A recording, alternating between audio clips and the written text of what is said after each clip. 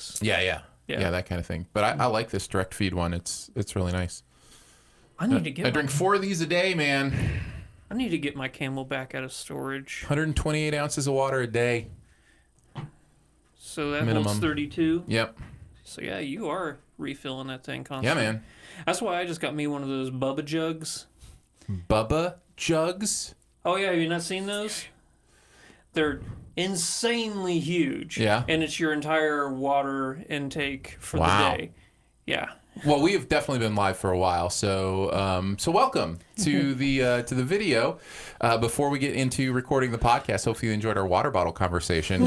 Fascinating things go on when you watch this show. If vanilla is too exciting for you. If vanilla is too exciting for you, check out SiftPop.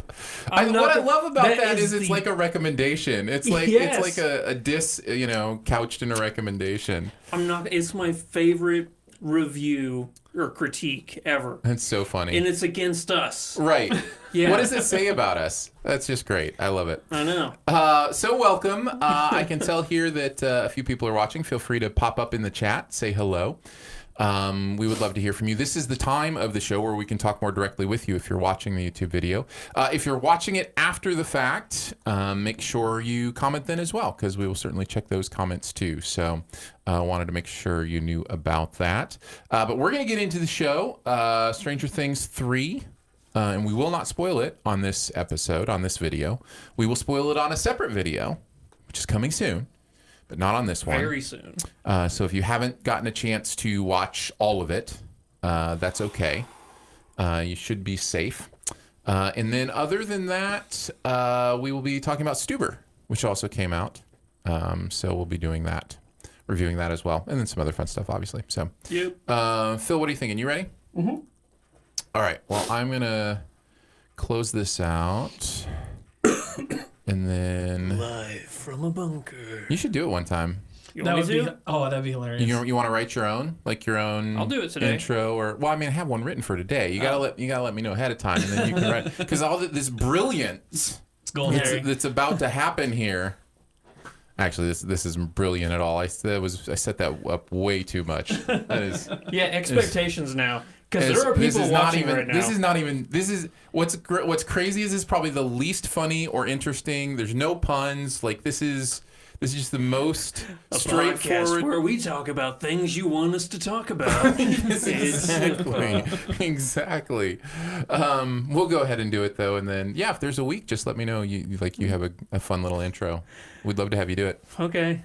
So you really won't, because it's just going to be me saying something like, a podcast where the co-host wishes his radio voice was as good as Aaron's. Oh, that's great. I love that. No, that's great.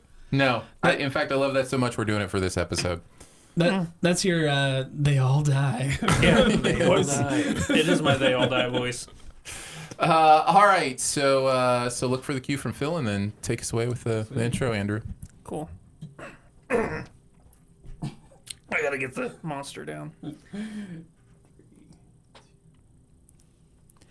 Live from a bunker in the heart of the Ozarks, a podcast whose co-host wishes his radio voice was as good as Aaron's. It's SiftPop. Nicely done. Yeah. Welcome to SiftPop. We're streaming live most weekends. Are available to download later in your podcast feed. Unless, of course, you're a patron. Patrons get perks. Patrons get those perks. Nice. I'm your host, Aaron Dicer, and he's my vibrant and voluble co-host, Andrew Ormsby. Ahoy! And each week we'll chat about movies, TV, and whatever else from the pop culture universe is on our minds, with an emphasis on TV this week. Yeah. It's weird, though. I actually don't think of Netflix as television. Isn't that strange? Would you just think of it as a streaming? Do you separate streaming service from television? I do somehow. My brain, even though it's happening on my TV device, my brain, because I think I'm old enough, that I actually remember. Back in the day when people watched television. Well, I remember over-the-air signals. I remember antennas. That to me is television. This is something else. This is internet. Streaming. And so my brain does that thing, but it's all television. But when you really think about it, so are the Marvel movies. They're also television in some weird way. I've thought about that. It's insanely long series. Right. Yeah. Yeah. It's just, I think I've said this before. We need to stop using those distinctions and just start talking about serialized content versus, standalone content. I think that's really the only thing we're talking about at this point. I think with that broad of a kind of distinction, whenever it comes to like award season, things can get really choppy. Oh yeah, no, it's absolutely which is why it'll never happen. Yeah, like I mean officially, but I think the more we start thinking about it in those terms, it starts to, at least for me, coalesce a little better. Yeah. But anyways, emphasis on the TV this week as we're talking about Stranger Things 3. Yeah. How you doing, man? I'm good. Do you know what this episode is? 200. Episode 200. Yeah, and we're talking about Stranger Things, which I really like. It's a good one for episode 200. Yeah. By the way, I will say this: it is the official 200th episode of SiftPop. Do you want to take a guess at how many 283-ish episodes are actually in the feed? So that's probably like 5. 5? Well, we're talking like SiftPop, and then the spoiler cast afterwards, right? And then the patrons show as well. No, because the member show isn't in the feed. Right, yeah, the member show is its own feed. So our SiftPop members have their own feed that's totally different. So let's break this down. You had roughly with Danae, 70 episodes before I came on regularly? It feels right. I don't know. So at some point you decided to split out the spoiler episodes as a separate episode. Right. But then other episodes you had more than one spoiler cast. So yeah. Okay, so I want an official guess from both of you. I want producer Phil to give an official. You may have seen it already. I've already seen it. Oh, Phil's already seen it. Oh, okay. So I will say, I don't know why 420 just popped in my head. We're going with 420. I don't smoke. No, but I know why it popped in your head. Yeah. All right, I'm going to go with 420 just for kicks and giggles. That's fairly close. That's a little high. 384 actual episodes of SiftPop in the feed. So, that's cool. Isn't that cool? Yeah. So I'll try to keep a handle on that so we know when we've got like our 500th actual episode. That's a big number, and that'll happen here within the next year or two. So so fun times. I mean, we could just crank out a whole bunch of nothing episodes to get there sooner if you want. No, I don't think that's the way this works. Not the way it should work, at least. But what I do want to say is whether it's 200 or 384, man, what a journey. Yeah. Thank you. And thank the SiftPop members for making it possible with their financial gifts. Yeah. Thank you to people who listen every week and now people who are watching every week. Who think vanilla is just way too crazy. I'm not going to get over that anytime soon. It's so good. Well, it does. It's softened by the fact that we know there are thousands of people who listen to this podcast every week. You know what I mean? Like, it is soft. If we only had like 5 people listening, it may hurt a little bit more.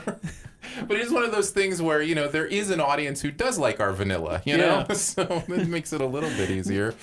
Here's why I love it so much, because every single time I hear it, I just think of somebody who just goes to, like, Andy's Frozen Custard or something, and gets a vanilla, and like, whoa, hold up. Way too much. This is crazy. You better throw a blackberry in there. Yeah, seriously. I just expected ice. But you actually creamed it? That's amazing. We are very thankful for you and for sticking around with us. And here's to the next 200. We're going to have a good time. Let's check in briefly on the Summer Sum game because things are starting every week now to coalesce a little bit more. 2 big movements. Officially, Secret Life of Pets has officially passed Pokemon. So that'll change some things up. And Toy Story 4 has officially passed Aladdin. So that's kind of shifted some things too. Now, it won't really come into focus until we see not only what Lion King does opening weekend, but how that falls off. Because what's been interesting is movies like John Wick have had decent opening weekends, but then have had steady inclines, and so they find themselves, better places. And it looks like Toy Story 4 is one of those movies that's having good legs, and so it's going to keep climbing. Spider-Man, it's a little too early to tell, but it looks like it might drop off a little bit more. Oh, really? Where's it at right now, roughly? 4 or 5-ish? It's at 4 right now. Yeah. It will pass Aladdin within 2 weeks. Do you think it'll pass Toy Story? That's what I wonder. If you look at, that's the most interesting part of the graph right now, is watching Toy Story 4 versus Spider-Man Far From Home, because not only are they neck and neck, but they're offset because Spider-Man came out on a Tuesday and Toy Story came out on a regular Thursday night, right? Yeah. And so their big like spikes are at different points in their process, and so it's hard to really tell who's doing, like right now Toy Story 4 is doing better. Yeah. But Spider-Man's about to have another big spike this weekend. Yeah. So it'll be fascinating to see how that one shakes out. It's going to be close. I really think it's going to be close. And then Lion King, I think, might be close to those two too, or it might blow them both out of the water. So I don't know. It's going to be interesting with Spider-Man 2, Spider-Man also, because of the fact that a lot of Marvel movies are often impacted by hype for the next movie coming out, and there is no next movie coming out, so there's really no reason for people to go, okay, well, let's go see it again just so we can get in case there's any backstory we need to get a hold of for Marvel MCU knowledge. But no, not with this one. So you see it and you're done for a long time with Marvel. Yeah, it's going to be a fascinating thing. So I'm excited to see what's happening with the Summer Sum game, also because I think I'm in the hunt. I think I might be in the hunt again for a win. And it all comes down to the bottom of everybody thinks it comes down to the top, but it actually comes down to what you pick at the end of the chart. And I've got Pokemon and Godzilla as 9 and 10, and it looks like they're going to be 9 and 10. Unless Once Upon a Time in Hollywood jumps up over Godzilla. But I just saw an article recently that Once Upon a Time in Hollywood just downgraded their projections like in a major way, and it looks like it's not going to have enough time to it'll get close to 100 million. So it still could be close because I think Godzilla's sitting at like 110. But it'll be interesting. So I think I'm still in the hunt on this. It just makes me happy Godzilla's going to be in the top 10 possibly. That's all I care about. If it lands at number 10, it'll be, I think, the third year in a row I've picked the number 10 movie right. Really? So, yeah, which is a fascinating thing to try to do. Well, it'll be the third year in a row I made a fool of myself with my picks. So we're each going for our streak. Your picks aren't that bad. I think you're in like 5th place with the Gurus right now. Oh, that's not true. There's no way I'm that high up. It's possible right now because things are going to change. How many Gurus are there? 6? No, I think there's like 20 or so. Oh, yeah. I got plenty of time to screw stuff up. Yeah, there's still time. Yeah. All right, let's get into the show. We're going to have some fun talking about Stranger Things Season 3. I will be honest with you, most of that fun's going to be in the spoiler cast probably because this is a hard thing to talk about without spoiling. Apologies to producer Phil, who got 2 episodes away from finishing Season 3 before having to come in the room with us and hear about spoilers. Oh, dude. To be fair, I did start with Season 1 a week and a half ago. So you're just plowing through the whole series. Yeah. Okay. So apologies in advance for him having to sit through some pretty big spoilers that happened in those last 2 episodes. Yeah. But we are going to do non-spoiler talk in this podcast. So if you haven't seen any of Stranger Things Season 3 and you're saving it, you should be safe through this podcast.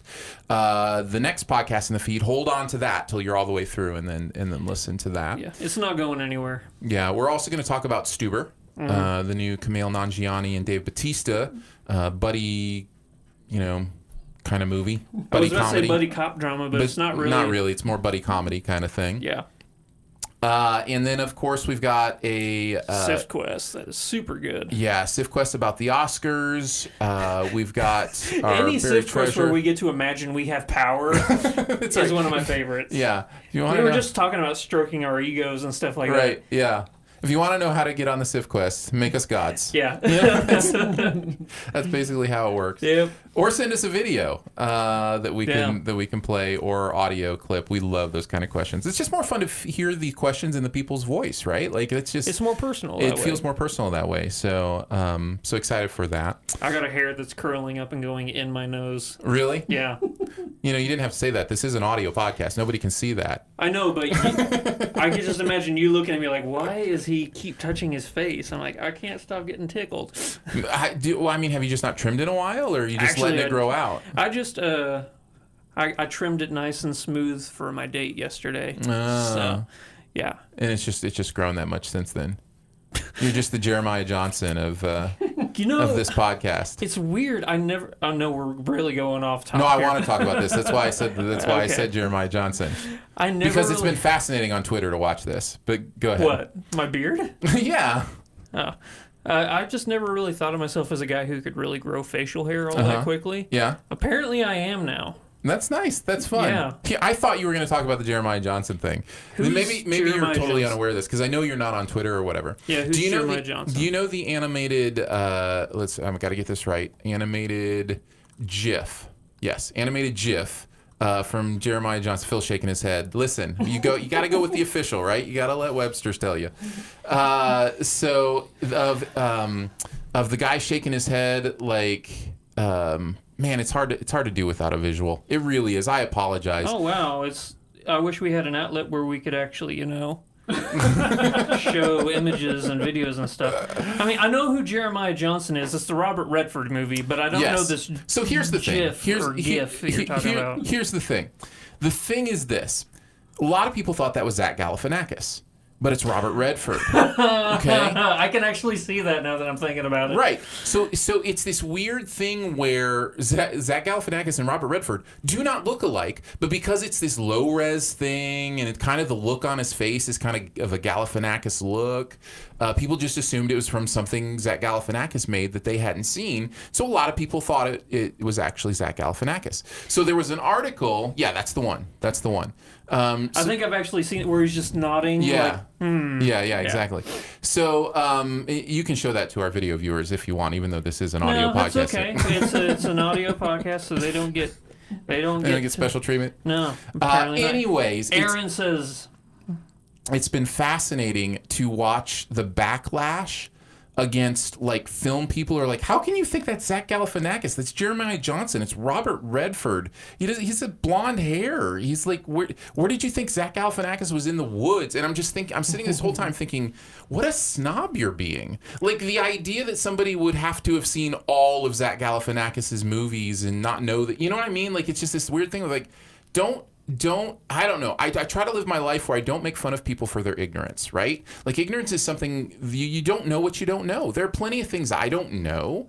And just because if one of them was the fact that, Zach Galifianakis, wasn't in a Woodsman movie or whatever, I don't know. It's kind of weird to make fun of me for that. Oh, now you are showing the animated GIF. It's an audio podcast, Andrew. you just. No, you misheard. Anyways, I'm glad we talked about that because I wanted to get that off my chest. Okay. Quit making fun of people for the stuff they don't know. Yeah.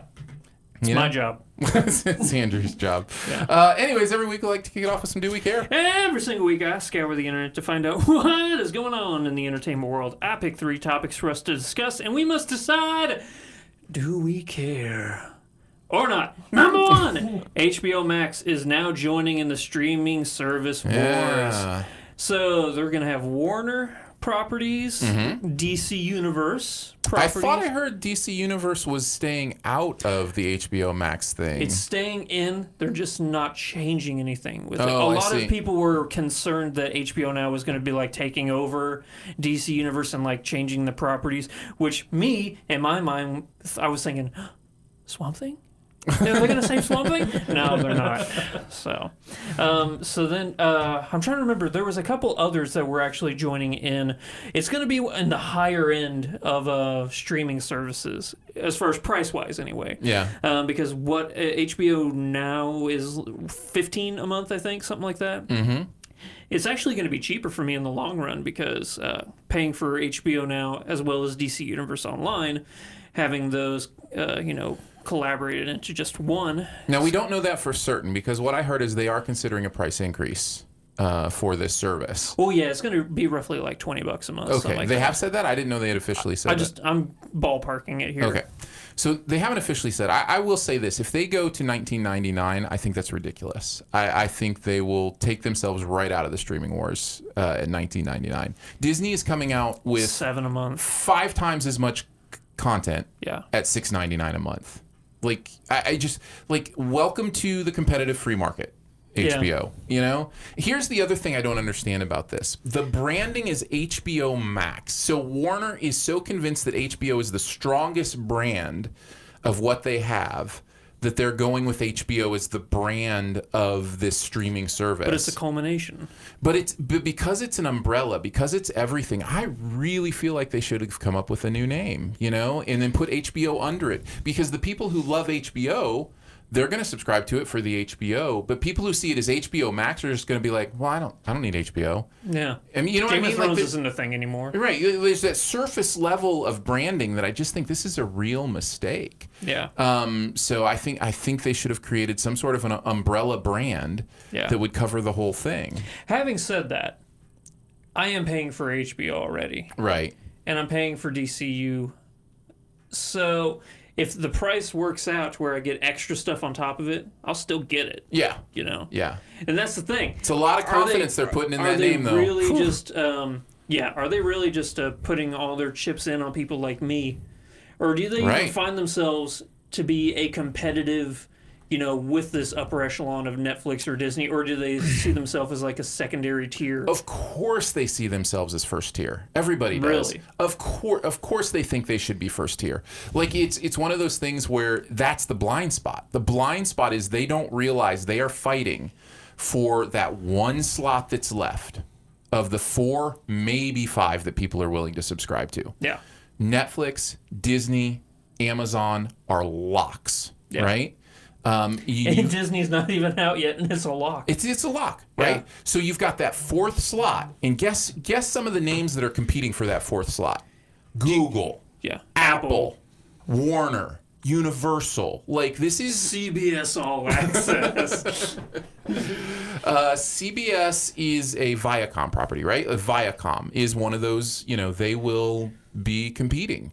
So yeah, it's fascinating to me that they think this is a strong enough play to solidify that 4th slot. I actually think they have the lead for that 4th slot. I think people love their HBO and they're producing incredible content. Yeah. But I don't know, man. If you're going to charge $20 a month, that makes it tough. And in case people don't know, the reason why we're not mentioning Hulu is because it's inside the Disney. Correct. Yeah. Correct. It is part of Disney now. Yeah. So, although for some people that will be the 4th service, you know, like they will consider that a separate service. Oh, okay. So you're saying like instead of just getting Disney, that they'll wouldn't it be cheaper to technically get Disney instead of Hulu by itself? Well, I think if I'm understanding correctly, Hulu will be an additional charge above the $6.99. Oh, okay, yeah. I think it'll be like $9.99 for Disney Plus Hulu. I wonder because I'm paying right now in Hulu for no ads. If that'll even be more, you know. Yeah, I don't know. Probably. Again, fascinating. This is the most fascinating part of modern like culture content distribution to me. Because I am absolutely fascinated to see how it all shakes out. Here's what's surprising to me about this whole thing. What about the old guard?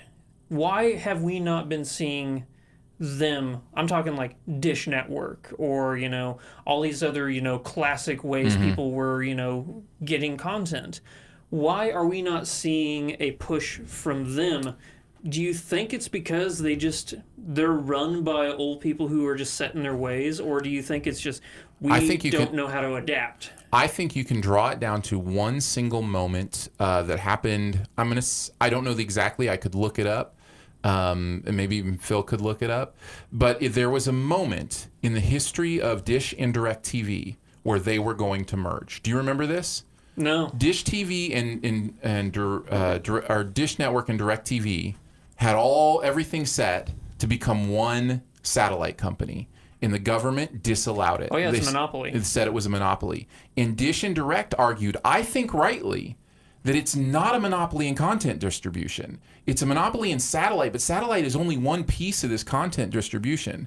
Yeah. So they have both withered since that moment because they were right. In order to survive, they needed to come together, and if they had, I believe they would be more of a player in this. I believe whatever that DirecTV Dish combination would have seen the future enough and had the resources enough to start planning their own streaming service, you know, that kind of thing. Yeah. So it's fascinating how those one decisions can change everything. And I really think this is one of those moments where that happened. But yeah, they were denied that merger, and it's never been the same since. Yeah. So yeah. Fun talk. Yeah. Number two. 2. Chris Rock and Sam Jackson to star in Saw, produced by Chris Rock.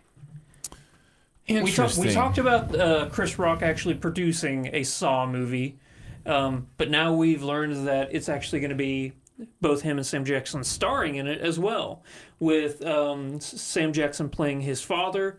I think it's like Chris Rock is like doing, was it Danny Glover in the first Saw movie who was like the detective, like trying to find it's been a long time since I've seen the Saw movies. Can I just be, I've never seen a single Saw movie. Oh, really? Yeah, I have no desire. Phil, can you back me up here? Danny Glover first Saw movie? I'm looking it up. Okay, I'm right. Anyway. Yes, you're right. Yeah, of course I am. Anyway, so yeah, it's going to be interesting because the first Saw movie is actually a pretty decent movie. It's not gory compared to the other ones. There's actually an interesting premise to it, but yeah, not the best. But this is intriguing because just seeing comedy guys dipping their toe in the horror genre and it working so well lately, it's an intriguing time, you know? Yeah. Yeah. Do you think it will maintain the torture porn aspect of the Saw movies, or do you think they're going to clean it up a little bit and make it more of like an escape room kind of That's feel? what the first Saw movie is. The first Saw movie is an escape room movie. Except it's an escape room where it lingers on the most grotesque parts of figuring it. And it's not puzzles as much as it is trauma. Do you understand what I mean? Yeah. Not the first one. And again, really this is from ignorance. This is I have not seen it, but this is my understanding. There definitely is a gore element, you know, but nowhere near compared to any of the sequels. The sequels get so the sequels is where it really gets ridiculous. Yeah. So basically what happened is Saw was kind of a rated R escape room. Yeah. In some ways. That was bloody. And then it was successful enough that the producers thought, oh, let's lean into the gore and the torture. That's exactly and then, what happened. Okay, this happens all the time where producers lean into the wrong things. Yep. It's like, it was exactly. Because the whole movie is, if you haven't seen Saw, I'm breaking down the first movie. It's been out for what, 20 years now? Yeah, I don't care. I haven't seen it. You can spoil me. It's Carrie Elwes, you know, in the first one. And which, by the way, in one of our reviews today. It's true. I'm super stoked to talk about this. But it's him and some other guy. They're trapped in a room. Their legs are chained, and they got to find a way to get out of the room. And they think the only way to get out is to cut their leg off. Mm-hmm. They're like, oh, there's got to be another way. You know, there's a dead body in the middle. Maybe he's a clue or something like that. Right, yeah. Turns out he was alive the whole time. This first Saw movie is good. It's not like, wow, that's good. It's good. You know, it's a good movie. Okay. There's been millions. I feel the same way about Escape Room. It's good. There's been millions of good movies. Yeah. It was good enough to launch, I don't know how many movies there have been now. I hope that what Chris and Sam are doing here, is going back to that style. Because that was what was really intriguing. Because in your head, you're thinking, oh man, there's got to be some secret way for them to get out, you know? What if it's a horrible way, but it's also the easy way out, you know, them cutting off their leg. There's got to be some trick to getting out of this room, you know? Yeah. And if they can lean back into that, like the try to outsmart instead of, you know, outgore. Right. Yeah. No, totally. And then I guess, you know, if it is, here's my question reformed then for you. Yeah. Do you think they will leave it rated R, or do you think they will try to go more accessible with a PG-13? No, they're still going to go R. So if they go for rated R escape room, I might actually check it out. Like there's, you know, as long as I don't feel like the whole point is just to make me squirm because people are cutting their legs off. Yeah. Then I'm just like, I'm not into that. That doesn't excite me whatsoever. But if actually is a puzzle, if it is one of those things that's interesting and intricate and like then, so I will wait until I hear from someone else. Here's what I can relate to you, where you might understand. The first Saw movie's like gore element, I would compare to Seven, the Brad Pitt movie. Okay. You know? It's kind of along those lines as level of violence and gore. It's really just the tone overall is just unsettling, as opposed to, you know, just guts flying all over the room and like 2 trillion gallons of fake blood everywhere. Way more blood that's in the human body, you know. coming out through a paper cut. Yes. Because that's how it works. That's how it works. So number 3? Number 3. Number 3, we got a new Power Rangers movie is currently in the works. I'm sorry. I need to stop you. A new Krispy Kreme movie is in the works. This is not a sequel. Oh. It's another reboot. Oh, so it might be Dunkin' Donuts. It might be Dunkin' Donuts. Or what's the Canadian version of the Tim Hortons? Tim Hortons, yeah, it might be Tim Hortons. I don't know that they're a donut place, but yeah. Tim Hortons sells coffee. Yeah, well, they're definitely a donut place. Tim Are Hortons. they? Yeah, because that's the big thing. Canada is always proclaiming that Tim Hortons is so much better than Dunkin' Donuts. Oh, I thought it was about the coffee though. I didn't realize they sold donuts. I thought they sold more like actual food. I'm pretty sure it's a donut thing. Okay. Cool. Yeah. Anywho. I haven't been to one, so I wouldn't know. Tell me about the Power Rangers. All I know is that St. George is better than both of them. We've got a new donut place in town here. It is unbelievable. Which one? It's called SNL, I think. Saturday Night Live? Mm-hmm. Yeah. Okay. S and L. Oh, S and L. Mm-hmm. Okay. Yeah.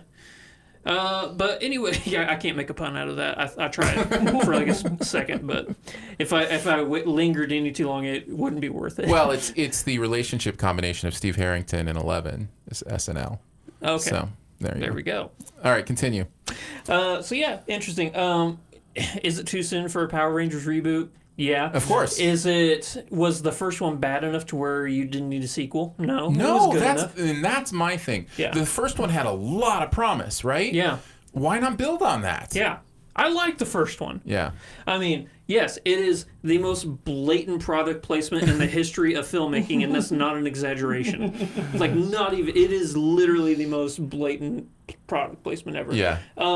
There were parts of it that were cool and modernized, but there were also parts of it that were cheesy and campy that, Sure. people like me who grew up watching the show could relate to. But the characters were great. I thought the actors and actresses that were great. ensemble worked really well. It really did. I'm totally with you. I don't understand why they're rebooting instead of doing a sequel with these actors. First openly gay superhero was in that Power Rangers movie. People don't realize that. Is that true? Yeah, I'm 100% true. Okay. I'm serious on that. All right. Somebody did the research. Yeah, and the first openly gay superhero was in Saban's Power Ranger that came out 3 years ago. That's amazing. Yeah, right? Yeah. That's fascinating. Yeah. In a movie, anyway. Right. Yeah, because there's been plenty I of assumed that's what you meant, but yeah. But just in case, people, I got to clarify. Yes. But yeah. Why?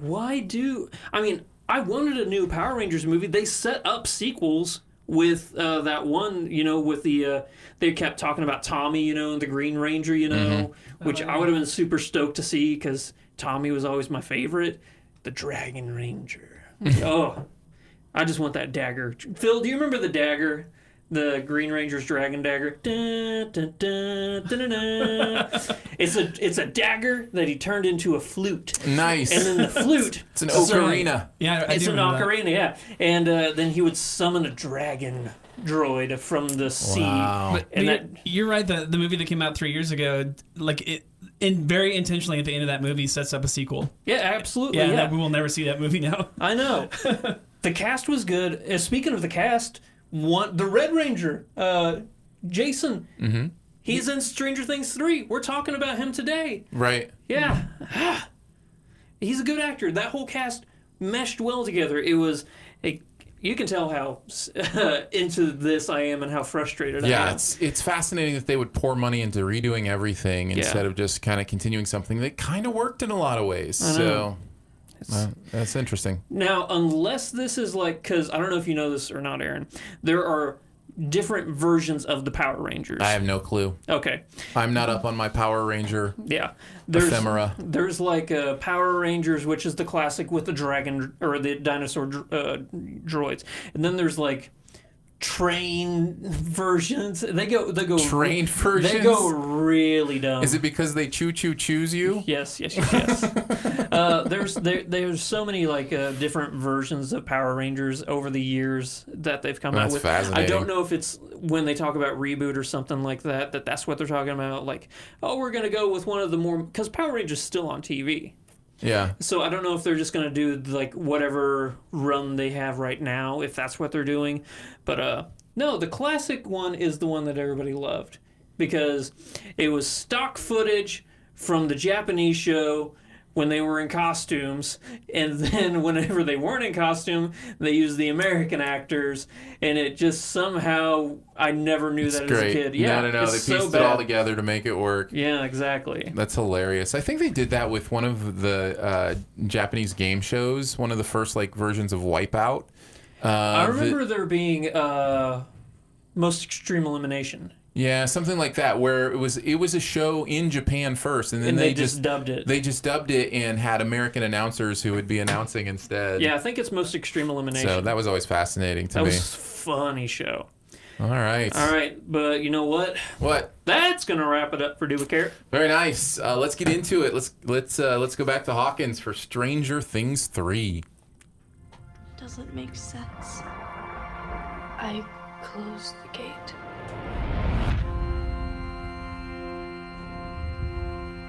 What if he never left? What if we locked him out here with us? He'd want to attach himself to someone again. A new host. In the summer of 1985 in Hawkins, the new Starcourt Mall has become the focal point of the town, driving other stores out of business. Sheriff Jim Hopper is conflicted over Eleven and Mike's budding relationship, while Joyce considers moving out of Hawkins for better prospects, leaving the state of the children's friendships and her own relationship with Hopper in the air. However, strange power fluctuations trigger Will's awareness of something otherworldly, and Eleven and Max sense something is off about the town's residents, and despite having closed the portal to the Upside Down, fears that they are all in danger still reside. Gunk, gunk, gunk. Stranger Things Season 3, or I like what they do here. They just call it Stranger Things 3. Like their movies, right? Like it was Stranger Things 2, and this is Stranger Things 3. So how did you feel about Stranger Things 3? Did you like it, love it, dislike it, hate it, or was it just okay? Loved it. Yeah? Loved it. I'm right there with you. Yeah. Strong loved it even. Oh yeah. This is so good. Is this the best season? It might be. Yeah. It's hard to put it above season 1 just because like it came out of nowhere. It came out of nowhere and surprised so many people. But at the same time, I think if you actually put them on the scales, recency bias, full effect here, I'm sure. But if you just put them on the scales, there are a lot of things season 3 does better than season 1. Yeah. And it's fascinating to me that they've managed to pull off a season 3 that's this good. Yeah. It's Normally really this fun. is when things fall off. Right, exactly. Yeah. But this is so cohesive. Can we talk about that first? Yeah. From episode 1 through episode 8, everything here just feels like a straight fully loaded barrels, shooting story that just goes, and it's so great. Here's the thing. There are so many different branches as far as story arcs go. You have this group and this group and this group. Which you have to do because when they're There's all a together, big cast. there's so many of them. Exactly. But every single time they like go from one to another, I've always been like, ooh, I forgot, but let's see where they've been now. What are these people doing now? Yeah, and it's been that with every single group. There was never a single group where I was like, okay, let's just get through with these so I can get back to the others. Mm-hmm. Every single group I was totally invested in. Yeah, and one of the reasons for that is the show hasn't forgot to live with its characters either. Yeah. There's stuff that happens where Steve Harrington works now that is just very authentic and real and just feels like a very lived-in place.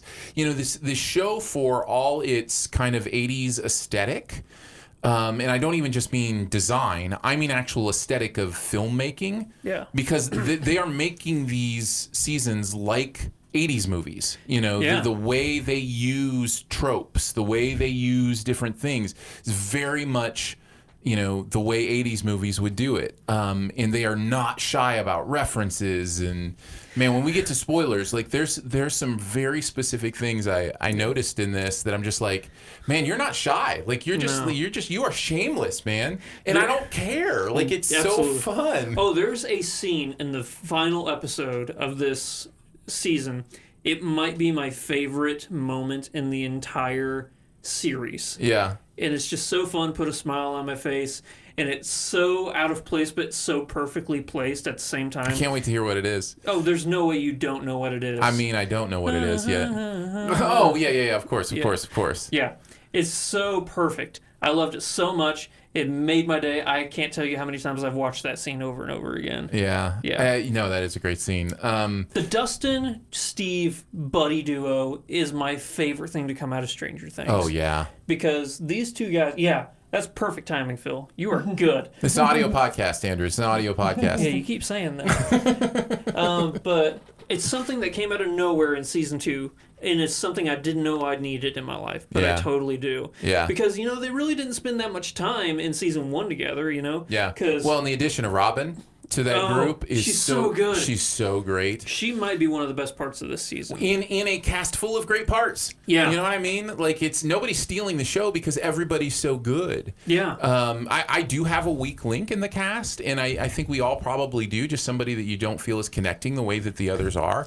But in a cast this big, the fact that I only really can think of one is kind of saying something. Yeah. So, yeah. Man, it's so good.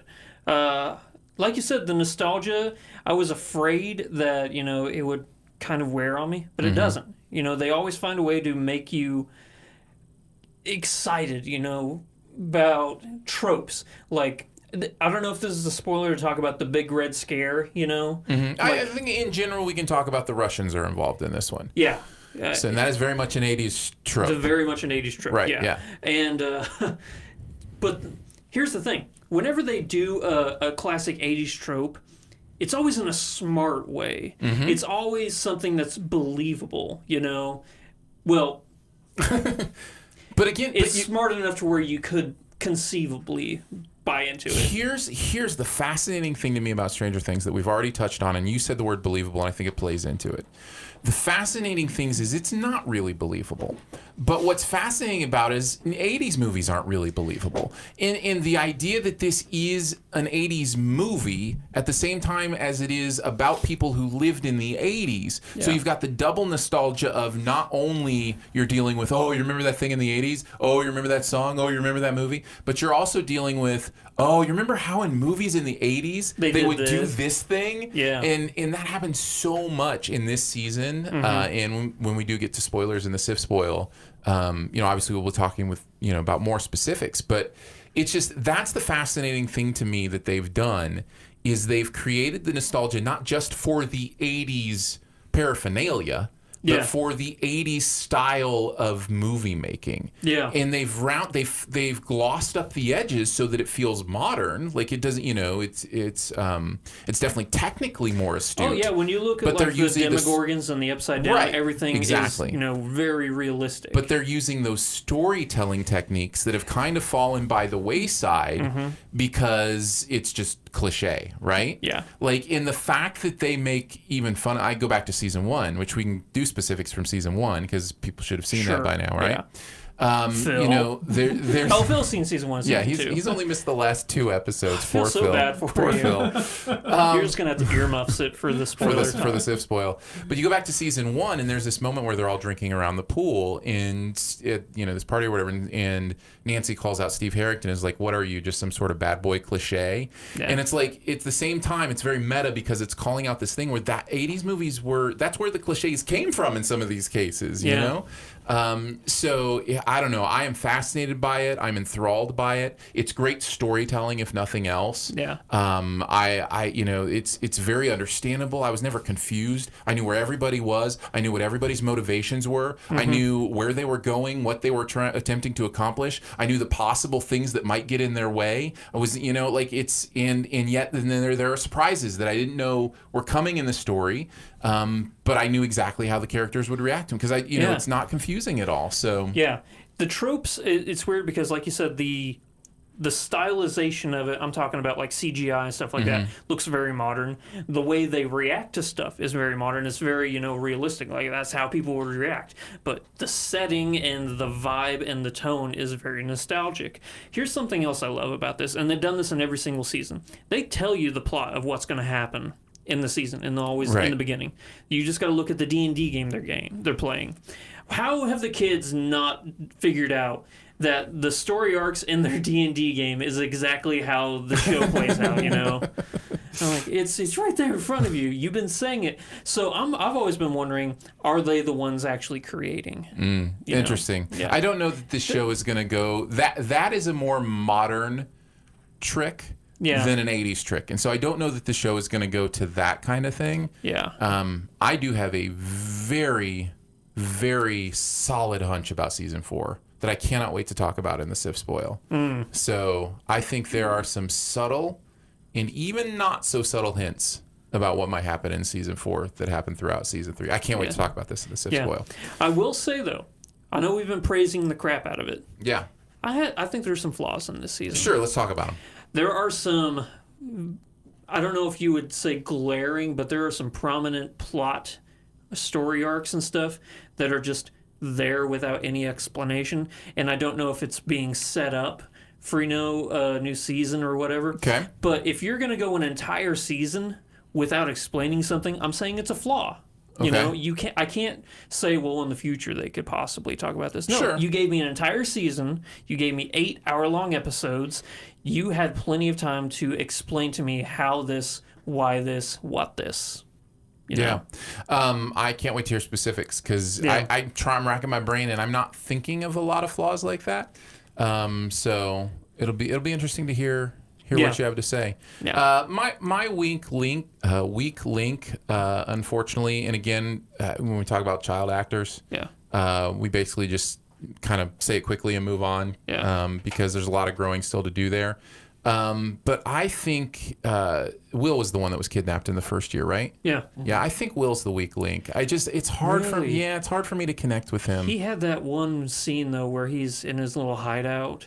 That was so powerful. It was. for me. It's a great scene. I just compared to the charisma of like everybody else on the screen, there's just something I don't connect to about him. But that's really the only weak link in the acting cast as far as I'm concerned. Yeah. For me, it would be Lucas, just because I don't know what he's really bringing to the table besides, him and, what's his girlfriend's name? I can't remember her now. Max. Yeah. It's funny, their dynamic, how they're supposedly the know-it-alls on how relationships works and stuff like that. That's an interesting fun. dynamic we saw recently in Far From Home, too. Yeah, exactly. Yeah. I think they did it better in Far From Home because it was just more ridiculous, Right. But other than that, I didn't really see how they pushed the plot forward. But the characters are great and funny. But I think as far as like actually moving forward with the plot, His and little everything, sister's great, too. she had a bigger role in this season. And it made me so mad that she wasn't used in previous seasons to this extent because she is so good. Yeah, she's a lot of fun. Oh, she is so funny. And how she keeps calling out, like, I'm like 9. I shouldn't be doing this. Child endangerment. Yeah. Operation Child Endangerment. Stuff like that. It's great. Yeah. Yeah, no, it's absolutely wonderful. The other thing I don't connect to extremely is Nancy and his name just slipped my brain. The older brother, the older Byers. Yeah, Is it Jonathan? Yes. Yeah, Jonathan Byers. Yeah. So Nancy and Jonathan's relationship, I don't quite buy either, and I don't know why that is, but it feels really put on to me. I don't know. And so that affects quite a bit of this show because that's something the show wants you to buy into. I think, actually, I'm going to push back on that. I think that's fine. I'm glad. I'm glad people do. Here's why I'm pushing back. I think I'm pushing back because I think that for season 1, you're left with the whole, oh man, it's Nancy and Jonathan that should be get together, not Nancy and Steve, Right, that's the point. Yeah, that's one of the tropes in season 1. And then season 2 is them actually getting together. Right. But then I think season 3 is them like, maybe it wasn't the happily ever after story we thought it was going to be. I think that we're actually seeing like it's not always, greener on the other side of the pasture, sort of thing. Yeah. Which I like. I like that, it's not, everybody's relationship isn't always solid, because that's real life, Mm-hmm. The people you thought would be perfect together sometimes just, there's going to be rocky, things in the way. Hurdles to, jump over because I've done track. I know how running and jumping works.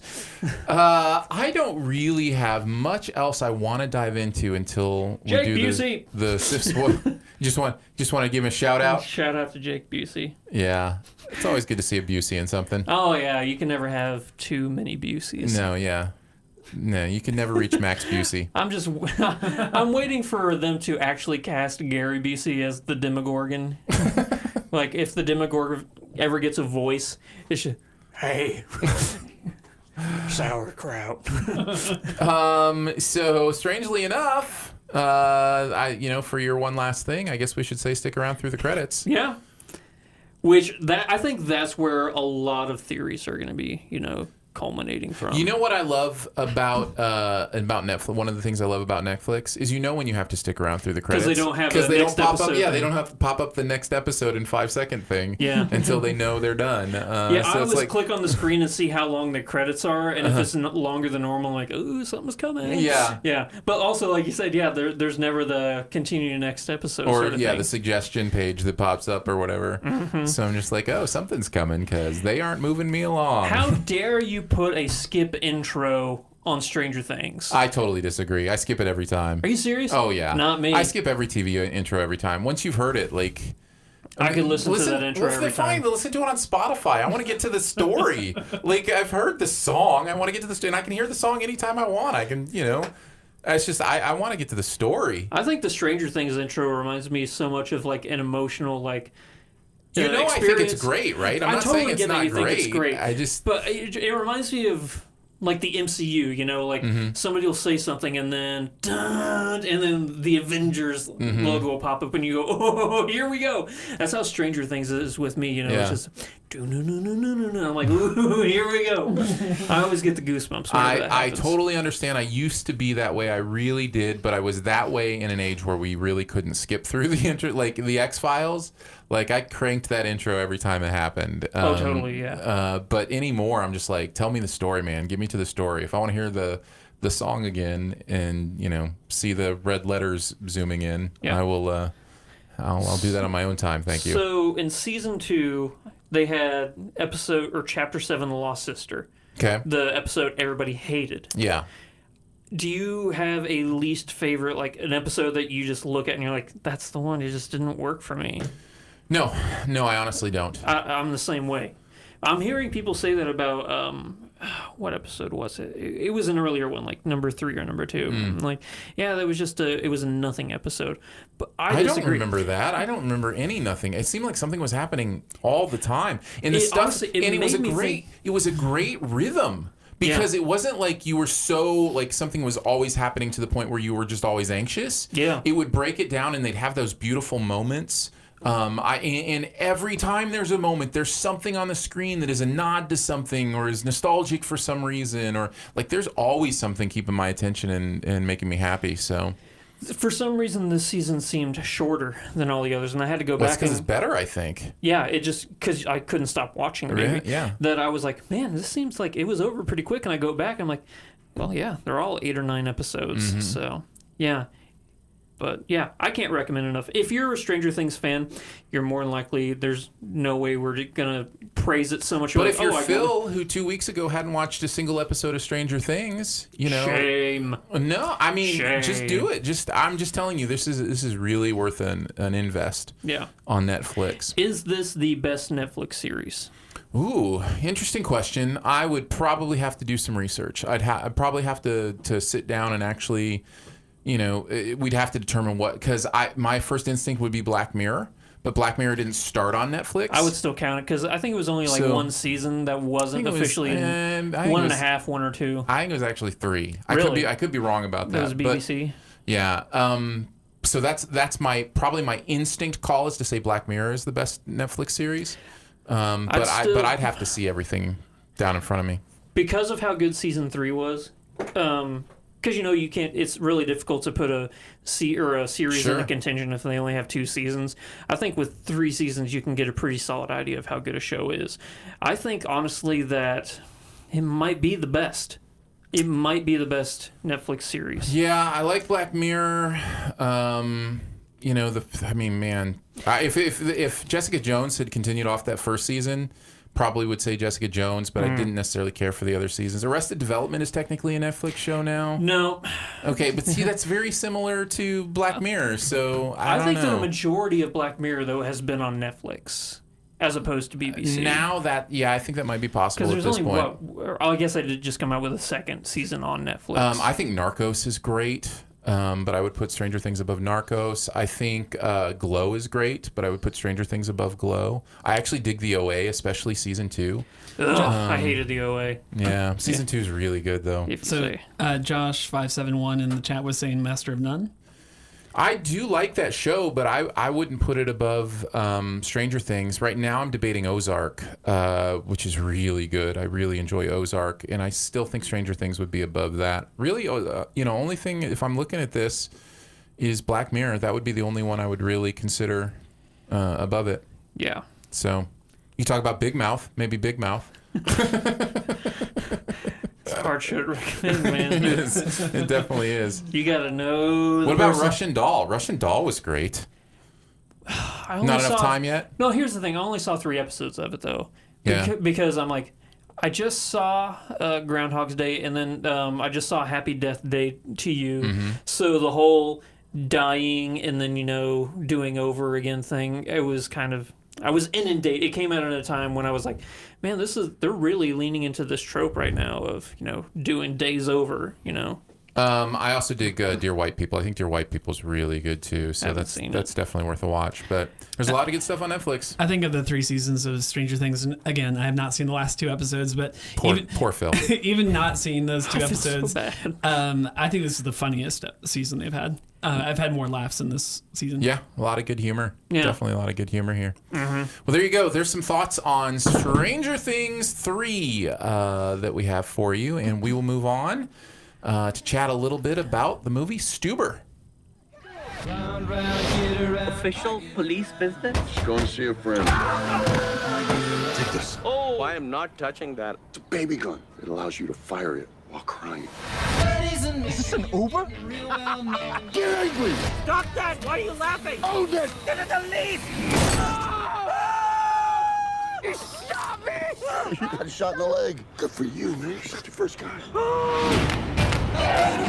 You're scared, me, Stu! And I love it!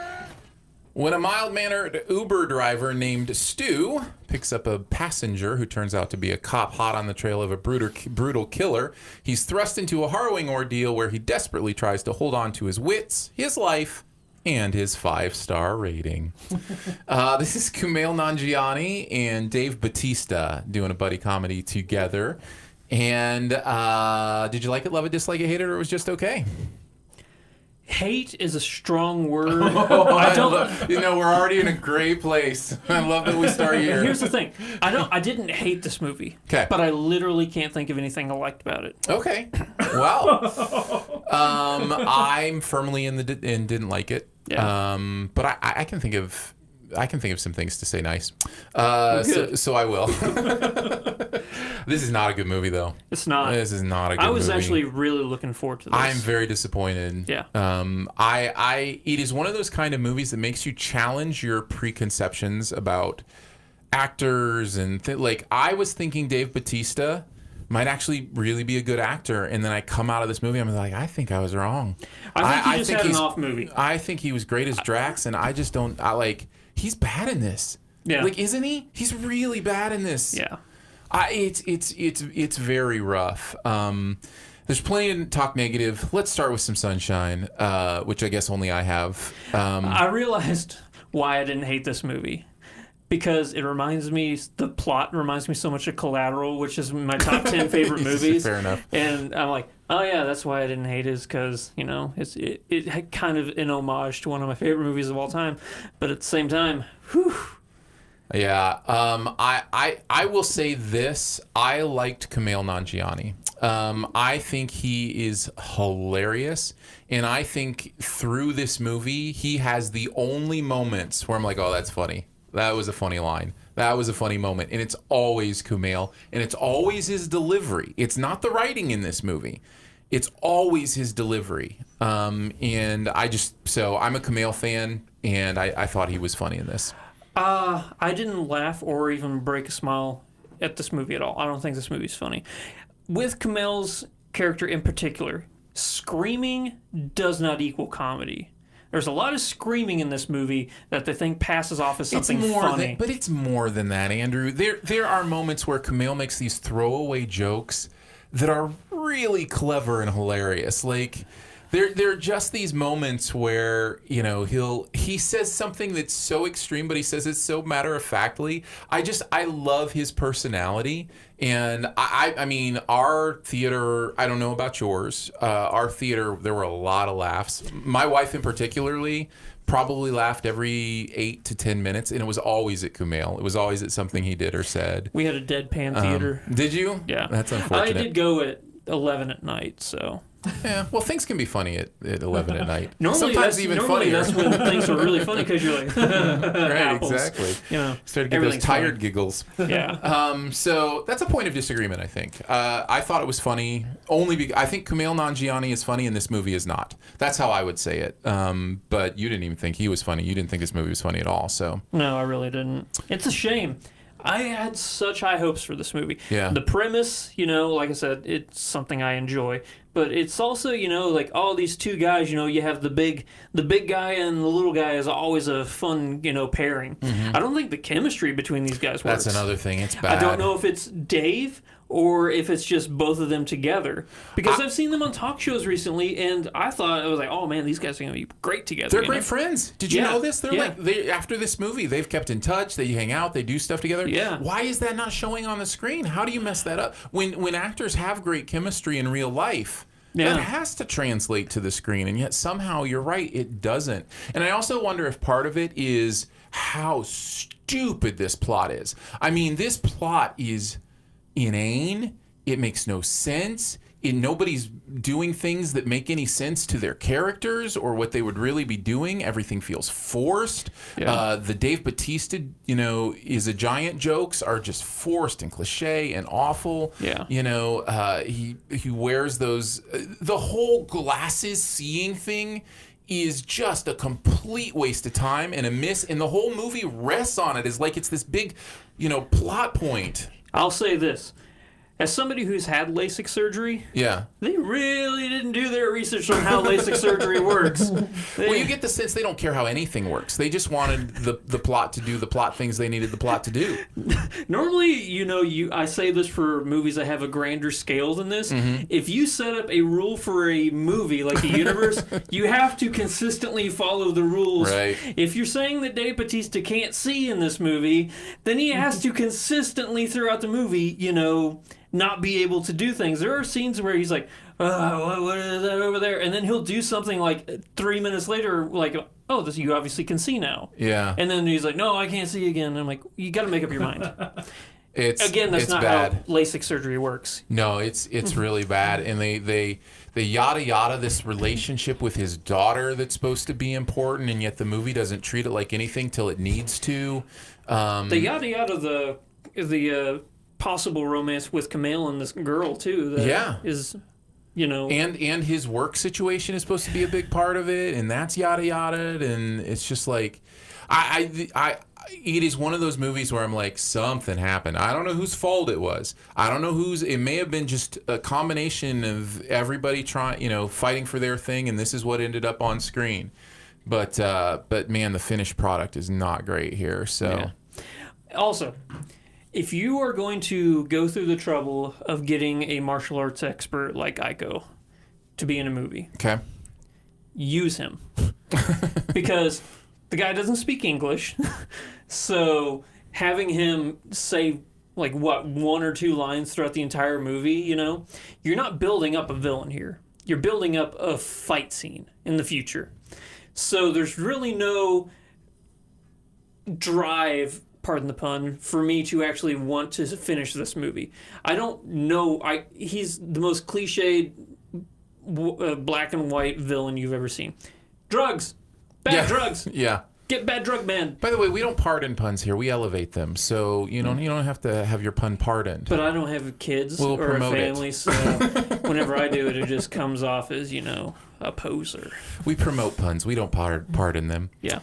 But you know what I'm saying? Like, Yeah, why? it's so cliche. And if you're going to do fight scenes with him, don't do the shaky cam, quick cut kind of stuff, because you're wasting... A trained fighter. Yeah. I know. You watch the Raid movies, and you're like, this guy is like one of the most talented special effects, you know, action stars we have. use him. You have Dave Bautista, who is a professional wrestler. He has fought in the MMA. He knows how to actually fight. You don't need to have 14 quick cuts and shaky cams with these guys who know how to choreograph a great fight. With Kumail, I could understand that. You know, he's never really done an amazing action scene before. So whenever that stuff comes to me, I'm like, okay, with him, it's fine. These other guys, everybody's tired of quick cuts and shaky cams. People have been shouting that for who knows how long. Yeah. How has Hollywood not picked up on that? I don't know. It's going to be a con every single time. One more thing. What's the message of this movie? What do you take away from it? Get Lyft. Don't get an Uber. Yeah. I think it is supposed to be about cherishing the things that are important. I think that is underneath there somewhere with him and his daughter, with Kumail and the girl. Like, you know, there's some interesting things they're trying that could have been said about what is real and what isn't, right? Because you think of, and by the way, we're not doing a SIF spoil on this. We don't want to spend any more time in this. This may be like tiptoeing up to spoilers for me to say this. I apologize. In some ways, we kind of don't. We don't even recommend the movie. We don't recommend the movie, so we're saving you some time. Anyways, all I'm going to say is this. Yeah. There's something that happens with this girl he's pursuing by the end of the movie. There's a change, right? And something out of nowhere happens where now it's different. And it's, you know. Yeah, there was no transition period. No transition period in that. But I think the point of what that was supposed to be is what is real and what isn't. And here's the interesting thing that this script probably was at some stage. I'm betting this was also about the actual person as opposed to the stars that we give them. And that there was some sort of theme that had to do with we should rate people, that we shouldn't rate people in stars. We should just have relationships and have actual authenticity with them. Yeah. This movie does not care about exploring that in the least. But I think it was under there somewhere, and that is even more frustrating to me because if you could have had that kind of interesting, valuable message in something like this, That's what Collateral is. Sure. Yeah. No, I get it. Tom Cruise putting Jamie Foxx in a horrible situation, and him realizing throughout that night what is important in his life. One night can change everything, and you realize what's important, and you really need to capture what you need to in life. Don't let life pass you by. Yeah. So yeah, I 100% recommend Collateral. So yes, rent Collateral. Yes. Or buy it. I did. Instead of doing anything with Stuber. Your one more thing is just watch one more Collateral. thing. Oh yeah, no post-credit scene in this. So there you go. There's some thoughts on Stuber. Thank goodness there's no post-credit scene. Obviously, we are not recommending it. Yeah. I think Kumail Nanjiani is funny in this movie. Andrew doesn't see anything positive in this movie. There's literally a scene in this movie where Dave Bautista and Kumail are arguing with each other in the car, and Kumail's like, I can't do this, I can't do this, I can't do this, and Dave Bautista's like, do it, and he's like, and then all of a sudden, out of nowhere, Kumail just goes, all right, let's do this. There was a 180, I'm like, whoa. Like, I heard somebody in my theater go, huh? That transition is like, what? And there are several moments like that where it's just like forced storytelling. There was actually one moment in this movie I actually laughed at. There we go. Yeah. I knew we'd find it eventually. Yeah, technically, it was a Kumail moment where he throws a propane can. Yeah. Yeah. That I did laugh at that part. I thought that was funny too. Other than that, no. Well, there you go. There's some thoughts on Stuber for you. Before we get to our Sift quest for today, do want to thank our SiftPop members. You make everything possible. The podcast, the YouTube channel where you can watch the recordings of the video of the podcast. We do a hangout every month. Thank you to Catherine Kuntz, who just became $5 a month member of SiftPop. Thank you, Catherine. Also this week, Dylan became a $5 member a month of SiftPop. So thank you guys. Appreciate that. Just go to Patreon is where we do it. Patreon.com/SiftPop. and that helps all this stuff happen. By the way, just to mention, we've got those Us Get Out double pack of Blu-rays, the Jordan Peele double pack that we're giving away. I think we've got 3 of those to give away. Anyone who is a member at the end of the month will be in that drawing, as well as anybody who sends in a Sift Quest for this month. So we'll be doing those giveaways at the beginning of August. So thank you so much for getting in on that. We appreciate it. It's really humbling to know that people actually give their own dollar bills to keep us doing this. So we appreciate it. Thank you. Patreon.com/SiftPop if you are interested. All right, let's move on to the Sift Quest. This one actually comes to us via video. So roll that beautiful bean footage. Hello, Sifties. It's Hay with All That Film. It's said to do a Nigel Thornberry accent, so good eye. But my question for you guys is, I actually wanted to have you guys guest on an episode where we do this, but I figure there's no better way than to introduce it on y'all's podcast. If you had to repick a Oscar award of this decade, which would you do? My show, All That Film, we're actually repicking the Oscars year by year, and we're deciding different films that should have won Best Picture, Best Actor, stuff like that. But if you guys could go back in time and pick to change one film from winning and pick another one to win otherwise, what would you go back and change? I'm trying to think. I would go back in time, and instead of Gary Oldman winning Best Actor, I'd probably let Timothée Chalamet win. That's one of my favorite performances of this decade. I think it just has a lot to it. It has a lot to say. Obviously, Green Book comes to mind, replacing that with Roma. So there's a well of great answers. So let me know what you guys think. Thanks. Bye. All right. Well, my first thought is put a shirt on, man. No. Like, what is this? Did you see those traps in those shoulders? Guy lifts. Good for you. I don't know. He may not even be wearing pants. That guy may be naked. We don't take naked Sift Pops or Sift Quests.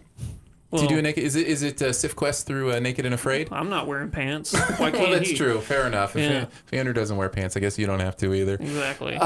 Thank you for that question. We appreciate that. Interesting. And he's obviously trying to get on my good side by saying He's Roma, making us gods. Roma over Green yeah. Book. Yeah.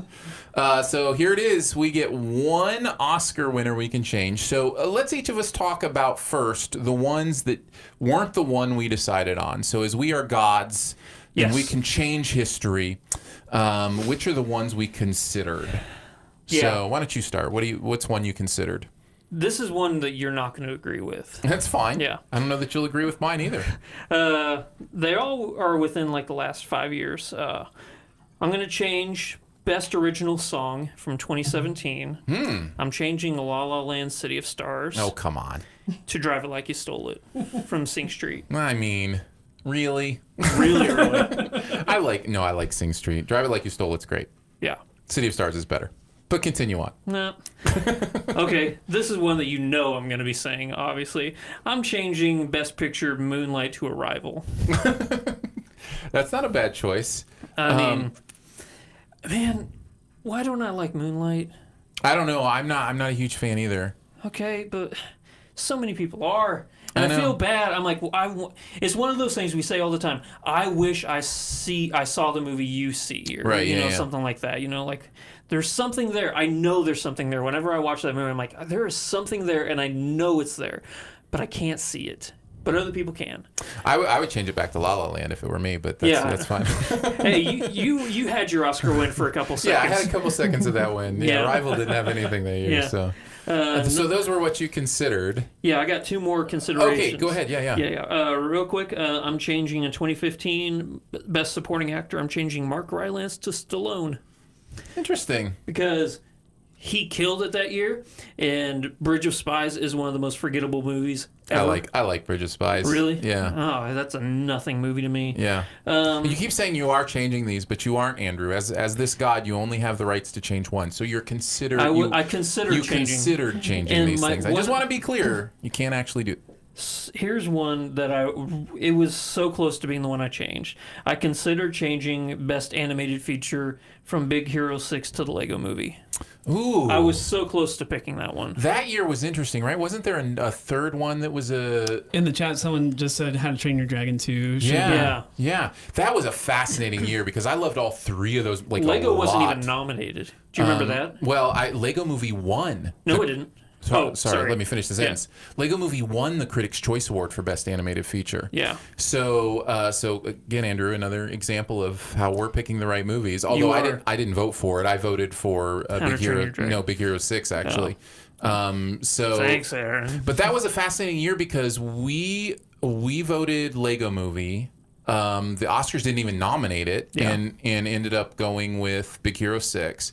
And then I think there was a third body. I think it was the Golden Globes, maybe. And they did How to Train Your Dragon. Yeah. And it was one of those fascinating years where every single movie won a different award. Won a different award. So, that was an interesting year. But it all comes down to my choosing. No, wait. You want me to do the ones I almost chose first, and then we'll announce the ones we actually chose? Yeah. All right. Okay. I will tell you, I considered two other ones that were really big on my heart. One of them is just because I think it's one of the biggest injustices in Oscar history. Yeah. And that's the fact that Saving Private Ryan didn't win for Best Picture. Hold up, son. He said in the past decade. Oh, did he? He did. Oh, no, that changes all my answers. Yes, it does, because that is the biggest injustice. Oh, in the past decade. Yeah. Well, I guess I've only got one then, and it will be my answer. Okay. But I'll tell you what the other ones I would have chosen was Vertigo. If we weren't limited to the decade. Yeah. Vertigo is one of those movies, one of those Hitchcock movies that was completely ignored. Almost all Hitchcock movies were completely ignored during awards season. Yeah. It got 2 nominations. Both were for, I think, visuals or, I think visual effects or those kind of things. Yeah. This is one of the greatest movies ever made. I think it was the 1958 Oscars or 59 Oscars, right around there somewhere. In a movie called Gigi, I think won the best, the famous movie Gigi that everybody's seen and raves about. And, I'm not saying it's a bad movie. I honestly haven't seen it. I'm just saying Vertigo should have beat it. Sure. Jimmy Stewart should have won Best Actor, wasn't even nominated. Just down the line. The score should have been, won. It's just such a spectacular movie on every level. Yeah. So that would have been my choice if I had heard the question correctly. Okay. And Saving Private Ryan was another one that, obviously it's one of the big ones. And I just think if I actually had that choice, I have to consider that. Yeah, if I had carte blanche over the entire Oscars, I think my pick would have been switching... No, I'd go Best Actor. I would switch out and put Daniel Day-Lewis for Gangs of New York to win Best Actor. I think if I had over all the Oscars, that'd be the big one I would switch. Yeah. Well, there you go. Yeah. Well, thankfully, one of my that I really considered was in the last decade, so I'll use that as my actual choice. You want me to go ahead and do it? Yeah. Inside Out for Best Picture. This is the prime example to me of how subcategories can harm great movies. People filling out their ballot go, yeah, Inside Out was great, spectacular, whatever. I'll vote for it for animated feature, and they don't even consider it, for Best Picture. If I'm not mistaken, I don't even know that it was nominated for Best Picture. For Best Picture, so it's kind of one of those things where I'm just like, there was a lot of great stuff that year, and I get that. But yeah, Spotlight won that year. Great movie. I love Spotlight. It's fine. I think Inside Out's a better movie. So yeah. I really do. It says more. It means more. It's more impacting. It's it's deeper. I guess I mean deeper. Yeah. So, and I understand what Spotlight is talking about is an important, valuable thing to talk about. Yeah. But it's all right there in the story. It's not something that's layered or metaphorical in any way. And so, and that of course is a me thing. That's something I prioritize that maybe other people don't. Pixar. So, and Pixar. Yeah. So I think that's the one I would change. So Revenant came out that year as well, by the way. So that would have been another. That was the choice. Other big one that people were surprised lost to Spotlight. Because I think that was also the year of The Big Short, and people thought that was going to win. Correct, it was, yeah. Okay, so my actual pick... Yeah, what are you actually picking? 2014, I am changing Best Picture from Birdman to Whiplash. Ooh. Because I think over time people are realizing that while Birdman is really good, that Whiplash is possibly the greatest movie ever made. It's really good. Like, it's a perfect movie. Yeah. There is perfect performances by both of these guys. I think people, whenever they saw Birdman, they just looked at the technical aspect of a quote-unquote one-shot movie, you know? And, you know, it's beautiful. It's Iñárritu, right? Yeah. Yeah. I'm totally on board with this change, by the way. Okay. Yeah, I think in hindsight, Whiplash was the best movie made that year. Yeah. No, I agree. J.K. Simmons obviously won for Best Supporting Actor. It's going to go down as one of the greatest performances of all time. I think, you know, that now that I'm thinking about that, I think maybe next week a fun, not a Sift Quest because I don't want to steal somebody's Sift Quest. We should list our top 5 performances of all time. Man, I don't know that I want to. Whew, that's tough. Is it? Yes, for me. You don't have them listed already? No. Oh, okay. No, I haven't. Well, then maybe gone I'll to the give you a history of couple weeks. performances. Yeah. We can do that. Maybe we do it in conjunction with an award show or something. Oh, that'd be good. We do it with that. Yeah, but I'm not trying to take anything away from Birdman. I love Birdman, but I think as time has gone on, I really like Birdman. I don't even know if I love it. really, Yeah. yeah, It's good. Yeah, maybe it's one of the things I just need to rewatch it, you know, and I'll see the magic because it was crazy. I saw Birdman first, and then the next day I went and saw Whiplash. So I left the theater of Birdman. I'm like, oh, that's obviously Best Picture. That's obviously Best Picture. And then the next day I went and saw Whiplash. I'm like, that might be the greatest movie I've ever seen in my life. Yeah. But I could understand at the time why people chose Birdman. But now looking back at it, I'm like, no, I think injustice is actually a usable word for this because they're so in different leagues. Whiplash is such a better movie. Yeah. It's the best movie possibly. Yeah. Like, I think technically it's the best movie ever made. It's not my favorite movie ever made, but I think technically it's the best I'm not movie. willing to go that far, but it Yeah. sure is great. Yeah, I would be on board with that. I was just looking at the Oscar nominations for 2016, which is the Inside Out year, and it was not even nominated for Best Picture. What am I thinking of? It was a Pixar movie that actually was nominated for Best Picture. There were a few. Toy Story 3 was nominated for Best Picture. That's what I'm thinking of. But that was in 2010, right? Yeah. Yeah. So here we go. Bridge of Spies was nominated for Best Picture. Yeah, it was. Mad Max Fury Road. So Yeah. there's another. Keep that nomination. Spotlight, keep that nomination. Revenant, keep that nomination. Big Short, keep that nomination. We mentioned all those. The Martian, also that year, keep that nomination. Jeremy loves that movie. Brooklyn, I love Brooklyn. I still haven't seen. Oh wait, have I seen? That's the Saoirse Ronan movie. Yeah, I've seen Brooklyn. So I have no problem with that. And then Room, which was the Brie Larson Room. Oh gosh, Room. That's a movie. So it was a packed year. I get it. It was a packed year. I've never experienced, anything like Inside Out, at least that year. So yeah. I probably would have gone Inside Out, Revenant, Mad Max, then Spotlight. I would take maybe even Martian, then Spotlight. I would take out Bridge of Spies and I would put in Creed for Best Picture instead of Inside Out. No, I'm talking about for nominations. I would take out Bridge of Spies and replace it with Creed for nominations. I still wouldn't pick it to win. I would pick The Revenant maybe to win Best Picture. Yeah. Well, you blew your choice on something else, so sorry. Yeah. I think honestly, I'm totally okay with having Whiplash. Yeah. No, I get it. The one I hear a lot, going back to a culmination of all Oscars, is people would switch out Crash for. I would. That's a big one. Crash is. I'm like the one of 4 people in the world who thinks Crash is. You really are. Maybe even one of 3. Yeah. I'm surprised.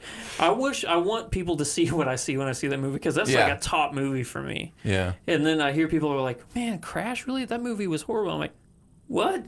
Yeah. What movie did you see? I love that movie." The one that was horrible. That's the one I saw. Yeah. That scene with Michael Pena and his daughter makes me bawl every time I see it. Fair enough. Yeah. Every movie deserves somebody championing it. Well, maybe not every movie, But most movies deserve somebody championing them. Stuber. Whoever's out there who wants to champion Stuber. Stuber deserves somebody. Stuber deserves somebody who loves that movie and tells people how much that movie is awesome, right? I know two people, Dave Bautista and Camille Nanjiani, who would champion that movie. That's right. Yeah. All right, let's move on to our buried treasure. What's that one thing in any area of pop culture that you want to make sure people know about? Okay, you want me to go first? Totally up to you. What do you think? All right. Flip a coin? Well, that's the same on both sides. That is way too heavy. That would damage. Metal. Yeah, that would damage the table. No, we're good. Go ahead, Andrew. Go ahead. So I was going to have my buried treasure be an animated show that I picked up that I thought was going to be great, called Tokyo Ghoul. I watched the first season and it was great. I watched the second season and it was horrible. Aww. So I had to go with another one that I just found the other day, and it blew my mind because apparently Japan does everything better than us. We have BattleBots, great show. Oh yeah. They have sumo robots. Okay. And it is insane. I have Phil pulling up a video here. So this is just to get people to come along. This is an audio podcast, Andrew. You keep saying... Look at those robots. Look at them. Look how fast they're going, though. And it's all magnetized. So they're magnetized to this metal plate underneath, and it's just to push them off. And the fact that they can control these robots going so fast and that have that kind of, quick reflexes to do this. I guess what I'll say about this video, since this is an audio podcast, is that... Says the guy who picked a video Sift Quest for us to do. But you can still hear what he's saying. Yeah. These are all very similar robots. It's not like, when you said sumo robots, I was thinking of, big, lumbering, but these are all basically just tiny little robots. About the size of your shoe. Yeah, about the size of your shoe that are trying to push each other out of this circle. And they go fast. Insanely fast. Yeah. So. And obviously I had Phil mute it, but the sound they make is actually kind of terrifying. It's like, because it's a magnet like scraping against the floor. And and whenever they collide with each other, I guess that one has wings. Yeah, they like to flap the other one off. By the way, I got to tell you, I'll take BattleBots over this any day. Really? Yeah. I think that this is so much quicker than BattleBots. Right. I think that this is something you don't really consume as a sport. As like watch. a fight or a match. It's more of a YouTube clip you can. Exactly. That's what That's a great way to say it. But if you're wanting to watch an actual show, easily BattleBots. And by the way, this season of BattleBots is really fun so far. It is. It's fascinating. Yeah. Both Ninja Warrior and BattleBots are having great seasons. The introduction of the Tower of Power. Yeah, the Power Tower. The Power Tower. Yeah, the Tower of Power is those two firefighters that do it. But having that is a game changer. It is. It's really cool. Yeah, BattleBots. I'm always a huge fan of Minotaur. So. Well, then it's been an interesting season for you. Spoiler alert. Yeah, trust me, I know. Yeah. All right, my buried treasure is, speaking of robots and building things, who would think that Aaron had found yet another reality show to watch this summer? What? I'm going to go with Savage Builds. Oh, I love Adam Savage. Have you watched any of the show? I've seen clips of his Iron Man suit. So, right? Yeah. I mean, come on. Yeah. Like, okay, so what's fascinating about this, if you know Adam Savage, of course, from Mythbusters is where he became famous. I mean, how many seasons of Mythbusters did they do? 15. Wow, is that real? Did you really have that information right there? That's amazing. Give me 2 seconds. Well, they're picking up. I'm not trying to steal, your buried treasure. I think that they're bringing back Mythbusters with a new cast. Oh, are they? Yeah. I knew they did Mythbusters Junior or something like that, which was fascinating. But anyways, it was funny because Mythbusters originally was about what? Taking things that people said and busting those myths, right? Yeah, 15. So 15, nicely done, 15 seasons. And what it became over time was Adam Savage just getting giddy about blowing stuff up and building stuff, right? Yeah. Well, that's what they've done with this show is like, here, Adam, have a show that's actually built around you just building stuff and blowing it up and doing crazy cool things. And in the first episode, he literally builds an actual Iron Man suit. It is one of the most fascinating things I've seen. The work that went into it, the 3D printing of the titanium armor, it's insane that he's being allowed to do this kind of stuff. It's fascinating. I'm not trying to take anything away from him, but the actual propulsion system that allows him to fly in this suit is it's a product. Like, I guess he just knows the people who have been working on this. Oh, of course, yeah. So I'm not trying to take anything away. Obviously, he's building a fully working, actually looks like Iron Man suit. It's so fun, though. Yeah, the episode's great. The way they go through the process is great. One of the episodes, they try to recreate this weapon from like World War II that just completely failed, but they think they can figure out how to make it work. And so, like, the goal. So it's interesting because every episode is just kind of a new like challenge. It's just like, oh, what if we did this? And they just think really big, and it's really fun. So I think there are 4 episodes out. There may be a 5th one that actually airs tonight. We record this on Saturdays. So help me with this. Whenever I see commercials for it, it always says watch it on Discovery ID. So is it only an online thing, or can you actually watch it on like a Discovery Channel as well? I think mine records right off the Discovery Channel. Okay. So I could maybe it is. No. I think it records off the Discovery Channel. Okay. Because I have YouTube TV, which is where I do all my DVR stuff. So okay. Yeah. So yeah. Because it may just be because I'm watching on Discovery ID, the app, that they say you can watch it on Discovery ID. I didn't know if it was like an online only show, which would be foolish, with a name like Adam Savage. Yeah. I'm really enjoying it. I wanted to put it out there. Yeah. I just binged all 4 that are out there, like, within this last week. So I just finally got around to checking it out, and I was hooked, like, immediately. Yeah. So they had the White Rabbit Project, which was the other 3 host. Oh, right, yeah. Now we just need Jamie Heineman to have his own show. I think Jamie's good. I don't think he ever was keen on being on TV. I don't. They didn't like each other, right? No, I didn't know that. Adam and Jamie actually really don't like each other in real life. I mean, you hear that about a lot of famous pairs. Like, we hate each other. We sure. I mean, that's obvious through everything. Yeah. But no, you hear that about a lot of famous pairs, and it's not creating things together is hard, and it's magic when it works with somebody you actually like to spend time with in real life. I am fortunate enough that I have several of those relationships where it's like it works creatively, and also we like hanging out. Like, that's really cool, but it doesn't always happen that way. Maybe one day we'll get to that level. But I guess, like, whenever they went to, like, Comic-Con and stuff, people would ask them, like, so how's it working with each other? And Adam and Jamie would just blatantly say, we're not going to lie, we don't like each other, but we respect each other's. We don't think we're smarter than the other person. We know where our strengths and where the other person's strengths are. I think I don't know because I haven't seen the clip, but I would guess they would be at least political enough to say things like, we're not the best of friends, or that kind of thing, than to actually come out and say, we hate each other. They don't say we hate each other. Like, we're never going to hang out. Right, we that don't kind of like thing. each other. Yeah, sure, I get that. Yeah. I actually think that's really mature. I think there's a real maturity there to understanding that and just knowing what it is. But I think even beyond that, Jamie Heineman never struck me as somebody who was happy to be a TV star.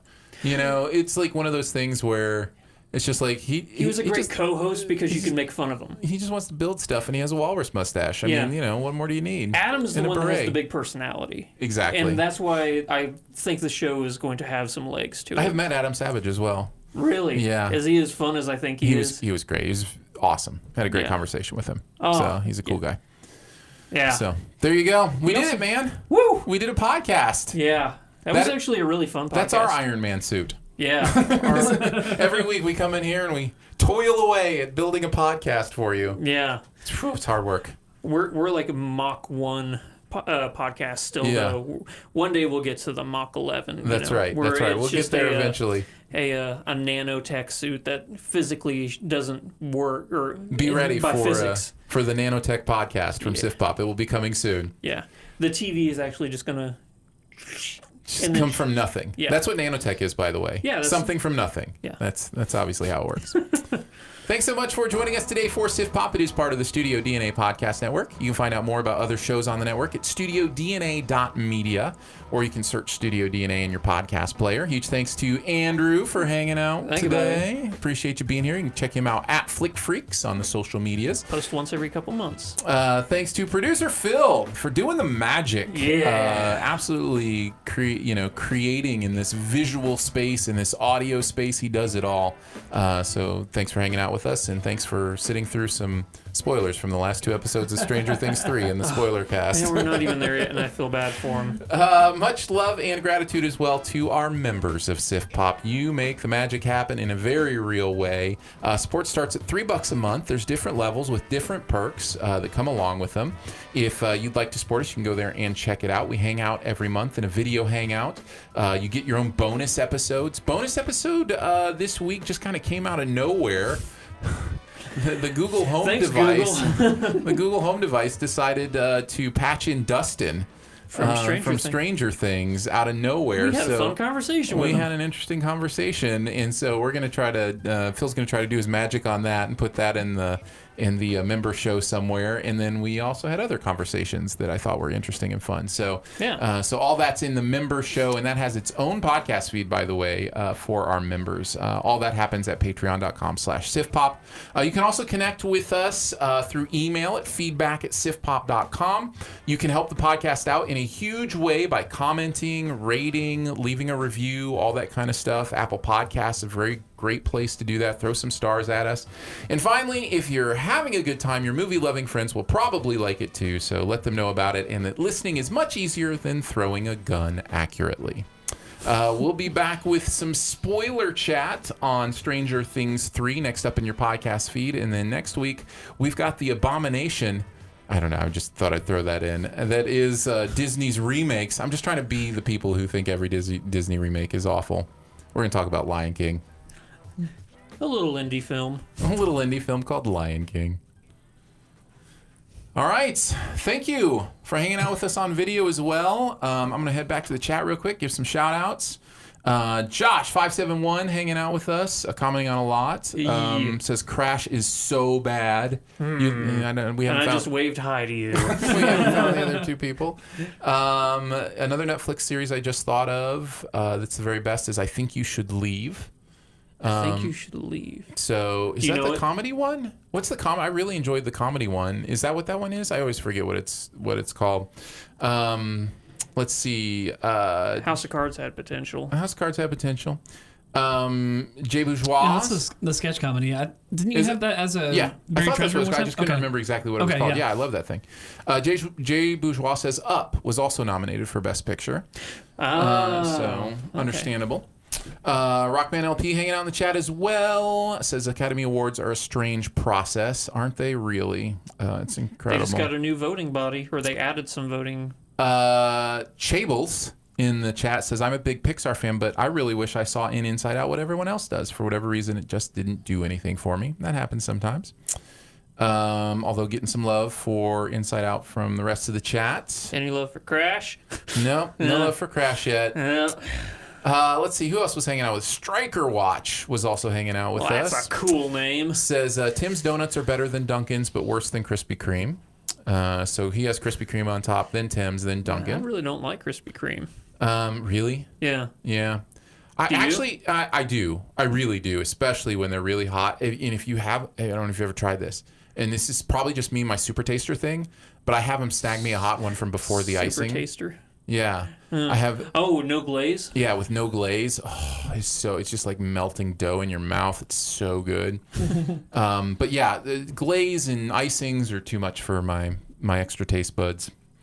You do have a super taster. I forget that sometimes. Yeah.